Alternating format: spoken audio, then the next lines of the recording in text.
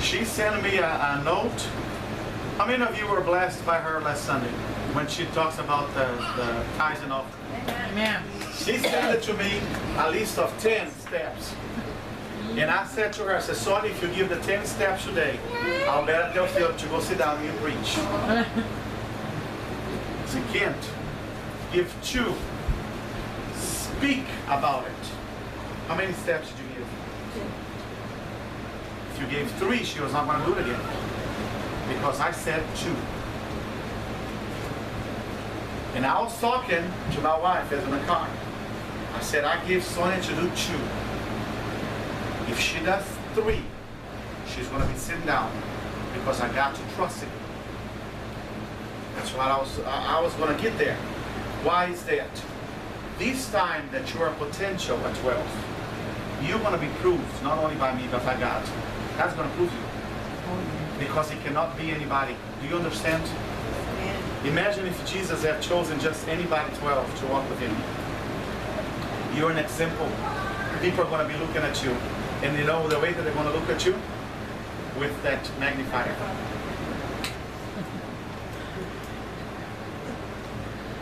They're going to be looking. They will see.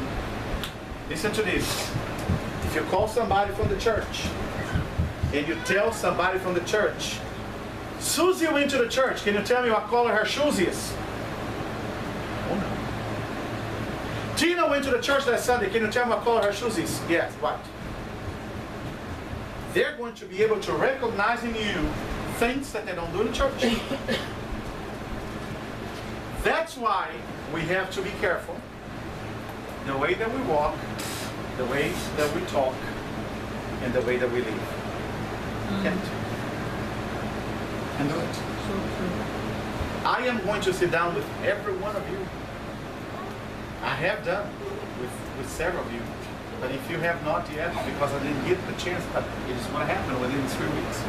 Why? Because I want to show you the responsibility that is coming upon you. And some of you, God called you with a potential. I don't want you to turn around and say, you know, I don't want to be a part of this. I want you to jump in and let's win the multitude. But there are proofs, believe me. Why God proved me?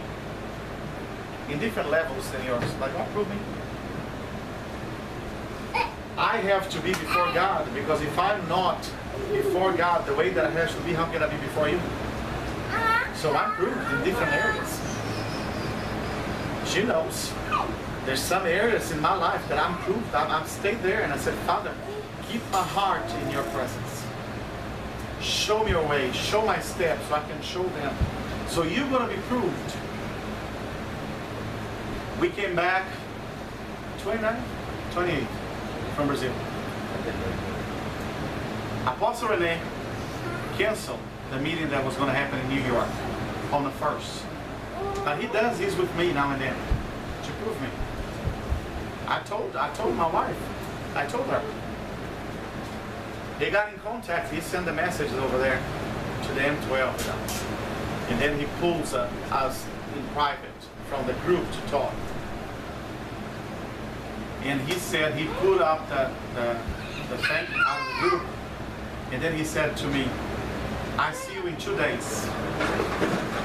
I just got here from the 28th. And he said, I see you in 2 days. I told my wife, if he confirms, I have to go. But I have to go. I don't care. I use the credit card. I have to go. If he calls me, I have to go. You heard me say that before, but now you understand me better.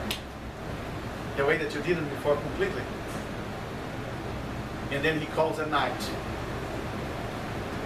And he said, I am canceling my trip. How many of you were ready to come? Answer me in private. I answered in private. I was. And God knows my heart. And he said, Maksud, I know that I can count on you.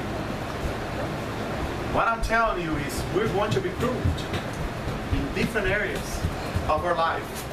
Because how can God give something in our hands? Remember, the bigger things that God is requiring from you, bigger is going to be the desert that sometimes we have to go through.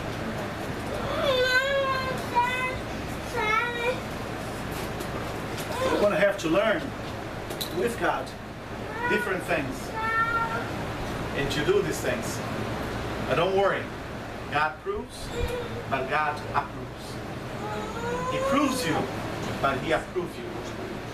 There's no way that you can be approved without being proved. There's no way. Trust in God. Trust in Him in difficult times. And God is not going to take you to a level and leave your family aside. Trust in God. Trust in God. Trust in God. Trust in God. I tell you these, my brothers and sisters. We have been proved in several areas. You know, this trip to Brownsville, just God knows. We went over there, I was sharing with Philip, I believe it was. Who was the person that I shared with? You, right? About what the man did. Was you were here. You were here at the house. We got there. Yeah. His first and we got there in Brownsville. And we went, you know when you go somewhere and you're counting the cents, the pennies, the 50 cents. And I told you, we went over there controlled, very controlled. Because I knew that we had to buy this air conditioner, we had to pay the rent, so we're controlling everything. And I got there, and one of the disciples that we have there, he came to me, because on Sunday I really stepped on their foot. I talked about reforming. What he was preaching to you here on Sunday, I was preaching there. And I was putting and speaking about and talking about it. And you know what? One of the brothers, he came in late. You know, our brothers are Mexican brothers, and sometimes Brazilians would like to start things late, right? And we started the service. They came in late. But they came in just at the moment to hear those things. And we're talking. I was there talking. And when we finished, he came to me and he says, you know what? I believe that God is going to take me to a new level. I want to learn about honoring. I want to learn how to do it. And since about 2 weeks ago, he had said what God was dealing with him. He never told me what it was. They called me. God is dealing with me. And I said, okay, what is your answer? I don't know. I don't know if it's from God. I don't know if it's from God. That was his talking to me. I never asked what it was. He just says, pray for me, because I had a dream about this. And I saw me doing this. Please pray for me. I prayed for him. But you know what? When I finished the preaching, he came to me and he said, now I have the answer. It is of God that I have to do that. And he grabbed my hand and he put an envelope in my hands. And he said, this is my paycheck. My first fruit of this Sunday is the whole my paycheck I'm putting in your hands. I said, brother, I was so humbled. I said, this is your paycheck. He says, do not worry. We had prepared my bills. Everything is fine. This is my first job. He just started a job, a new job. And he said, I'm putting it in your hands, the hands of the priest. Receive it. This is my first check. I was so feeling in my heart because I knew that that was not easy for him to do that. It was the whole check he put in my hands. I got the money. I blessed his life. I blessed his wife. And we're there talking after the service. I even forgot to tell her about that, but she saw. We're just talking, and his telephone rang. And he answered the phone, and he's saying in Spanish, really? Really? In Spanish, it's verdad? Verdad? Really? Really? And I was, he said, really? Oh. Okay. And I said, my Lord, either something heavy is going to come from that phone call or something good. He comes to me and he said, this is my boss. He's just calling from Corpus Christi. He got a job in the petroleum company driving these things, you know, that you were, and he said that I received right now a raise. Amen. And the raise, he says, is not only money, but is they gave me the shift that I want. Monday through Friday. Amen. I can be off Saturday and Sunday. He is the father of the boy that I just married, Mr. Aníbal. And he said, I just got off Saturday, Sunday, and my payroll almost doubled because I'm not going to be working on the building the things anymore. I'm going to be working on the cleat, the thing that picks up on a tractor, you know, and move the things over there in Sardinia. So he said to me, they start paying me $8.50 an hour. Now they're going to pay me almost $15 an hour. Amen. From Monday to Saturday. And he said, thank you for accepting the blessing. Wow. And I said, my brother, this is honor. Amen. Welcome to this wonderful club, if I can say, of honoring and learn how to honor.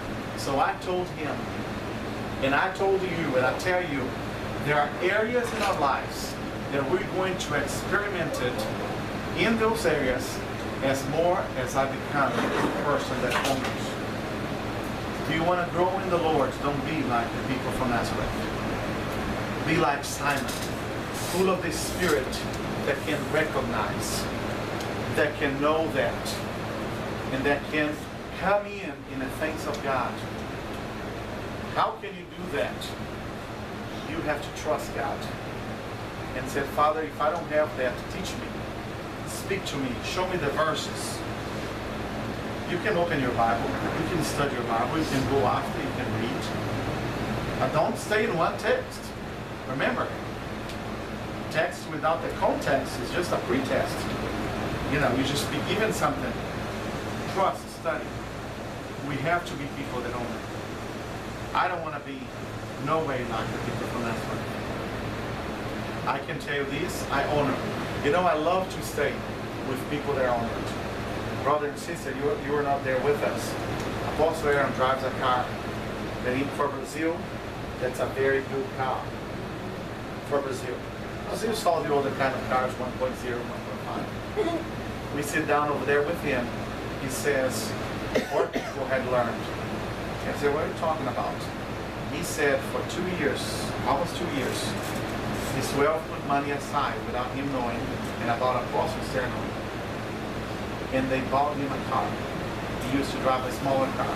He said, thank God that I was blessed with this car when you came, because I could not take everybody in there. And he came from the church one Sunday. They put a bowl in the car, and they parked in front of his car, and in front of his door. He walked in, and it was a blessing. These are the level that we want to get there, where we can come together, and we can walk on that level, and we can see things that yet we have not seen. So I finish by telling you this. What do they do different? What do they do different? You said something the first week that you're there, remember? You post a message. Are we doing something wrong? Mm-hmm. He posts a message some of you read. And I told him we're not doing wrong. Because we have not yet reached what they reached. And what I'm talking about is honor. When we reach that point, and you came here tonight, we want to honor you with the best that we could. On Mondays when I call you, it's going to be to honor you as the best as we can. And if you saw, we did the most as we can to clean this house to honor you. So when you receive your people in your house, clean your house. Sorry about telling you that. But if they come to a filthy and dirty house, they're not going to stay in your house. If they go to your bathroom and they feel like vomiting, they're not going to stay in your house. You have, to have a cell is pay price. You're going to honor your people. Honor your people. Of course, these two know. We have a lady that now comes and helps us twice a week. She comes and she cleans because we don't have the time to do that. She does what to do, but you know what? Today, since early this morning, we're trashing things out, we're cleaning here, we're vacuuming here, we're clean this, clean the bathroom, do that, do this, wash that, put that up. Why? To honor you. Why I'm telling you this? So you can do to others over there to you. If they come into a house, I'm telling you this with my experience. If they come into your house and you don't have toilet paper, and they're going to have to be screaming through the door, and have some paper, you can know that that person is not going to go back to your house. They're embarrassed. If they come to your house and see that the things is a disorder, and you're going to talk about order, they're going to look at you and they're going to say, really? Did you know that some of the things God is going to touch, when I say get ready, I don't want you to be afraid. Because we're going to speak about this on Sunday, spirit of fear. The reformist does not have that. When I'm talking to you about you, is because God is going to shake your life. He's going to shake your life. He's going to shake the way that you live. He's going to shake the way that you thought it was like this, and God's going to come and tell you, it's beautiful what He's going to do. He's going to shake your family. Are you listening to me? For some of you, I told you, the reform or the Reformation, it did not start in the church. The Reformation started in my family. You can ask her. He lives in here, you can ask him. I told him, the Reformation starts in my house, in my family. We sat down with the girls, we changed the parameters that they are allowed. We changed things within the house. You know, the blue wall was not counting, okay? There was a mistake that the guy did. It's not Reformation. You can see later what he did. He came in and he painted that. He's helping us. And but he painted that while I was in Brownsville. And when I walked in, I locked blue in there. I said blue's supposed to be on the inside, not on the outside. But that's okay. It's under reform, okay? Yes. Still on Reformation, so we're going to change that. But Reformation, our church is going to be reformed. We're going to put light in there. We're going to put down the screen. We're going to put TVs, 4 TVs throughout the 10th century. Things are going to be changed. Yes, we're going to add another air conditioner, a big one, to give us good wind blowing in there. So we're talking about Reformation. But allow me to tell these, Reformation starts in our house. Amen? Amen. I'm not saying that because I'm mad at you, no. I'm saying that because God doing it. And God is not doing this to destroy you. He's doing that to put things in order. Amen. Because if the thing is not in order, listen to what I'm saying. How can you teach or disciple a disciple and tell them, this is what you have to do, and you don't do it? You can't. You cannot do it. So in order for me to tell you, you can do this, is because I already have done mine. And it's a reformation going on. Where, you know, the things that God is doing.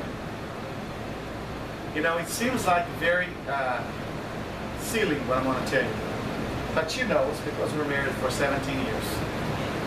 How long has you heard me saying, I want a German Shepherd dog? Years. She hears and she hears and she hears and she hears. Before we got married. Even before we got married. You know, you see the scene. Then some of y'all saw a German Shepherd that we got a while ago, and the dog had cancer. And I said that was not blessing, because if it's blessing, it stays around. And by a miracle, we got one. And she's back there. She's a baby. But what I'm telling you this is, it seems like silly, but you know that it's like God is going to take care of your details. Some of you has a details. It's only you and God has put it over there. And it says, you know, it seems like a detail. God's going to do it.